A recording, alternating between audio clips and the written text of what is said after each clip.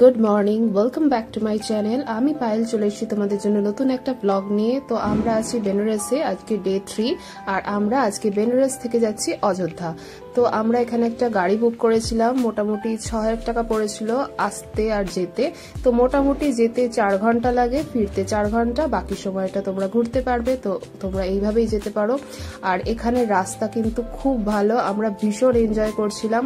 আর সবচেয়ে বড় কথা যে আমরা খুব এক্সাইটেড ছিলাম যাওয়ার জন্য। শ্রীরাম জন্মভূমি, এটা তো যাওয়া অনেক ভাগ্যের বিষয়। তো আমরা যে এরম যেতে পারছি এটা ভেবেই আমাদের খুব ভালো লাগছিল। তো এখানে আমরা গাড়ি থেকে নেমে খাওয়া দাওয়া করে নিয়েছি। তো এখানে এইটাই বলছিলাম, কিন্তু যেহেতু গাড়িতে গান চলছে সেই জন্য এখানে ভয়েস ওভার দিতে হচ্ছে।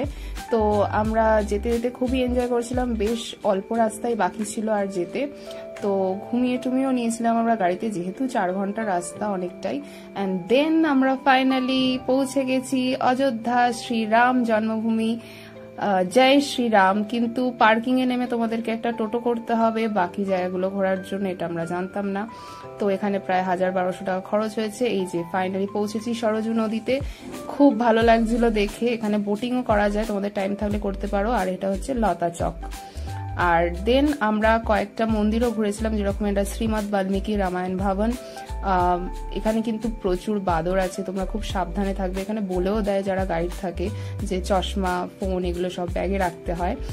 আর তারপরে এটা ছিল একটা হনুমানজির মন্দির। আর এখানে তো সীতামা, শ্রীরামচন্দ্র আছেন, আর আছে মহাদেব। আর এখানে দেখো কাকে দেখতে পেয়েছি, আমার গিরিধারী গোপাল, মানে গোবর্ধন পর্বত ধারণ করে আছেন। এটা তো দেখবো ভাবতেই পারিনি, খুব ভালো লাগছিল। আর দেন পৌঁছে গেছিলাম আমরা রাম মন্দির, কিন্তু এই রাস্তা ধরেই যাওয়া যায় হনুমানঘাড়ি। তো আমরা ফার্স্টে যাব হনুমানঘাড়িতে, যেহেতু হনুমানজির আশীর্বাদ নিয়ে আমরা শ্রীরামের দর্শন করব। অ্যান্ড ফাইনালি আমরা ভেতরে ঢুকে পড়েছি। এরপরে আর ফোনটা অ্যালাউ হবে না, সেই জন্য এখানে আমরা ছবি টবি তুলে নিচ্ছিলাম, খুব ভালো লাগছিল। আর এটা তো আমার দেখা সবচেয়ে সেরা মানে মন্দির এখনো অবধি এখানে ঘোরার পর দিয়ে।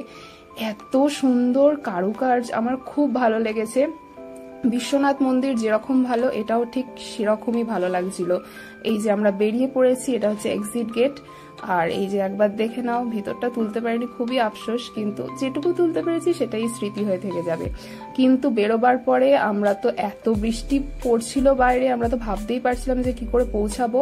বেনারসের রাস্তায় জল জমতেও দেখে নিয়েছি, আমরা তো ভাবলাম ট্রিপটা আমাদের শেষ হয়ে গেল। অযোধ্যা থেকে ফিরছি, বাইরে বৃষ্টি হচ্ছে প্রচন্ড জোরে। ছাতার মাথা ব্লগ, ছাতার মাথা ব্লগ। একবার দেখো জাস্ট কি জোরে বৃষ্টি পড়ছিল। তবুও ড্রাইভার দাদা যিনি ছিলেন খুব ভালো ছিলেন, ওই জন্য খুব একটা দেরি হয়নি। আমরা প্রায় 1 ঘন্টা লেটে পৌঁছেছিলাম, কিন্তু একবার ভাবো কিরকম যে আমরা দেখার পরেই তারপরে বৃষ্টিটা হয়েছে, না হলে তো দেখতেই পেতাম না। তো এই পর্যন্তই ব্লগটা। যদি কিছু ভালো লেগে থাকে ব্লগ থেকে, please subscribe my channel Payel story. চলে আসবো নতুন কোনো ব্লগ নিয়ে। Thanks for watching, by.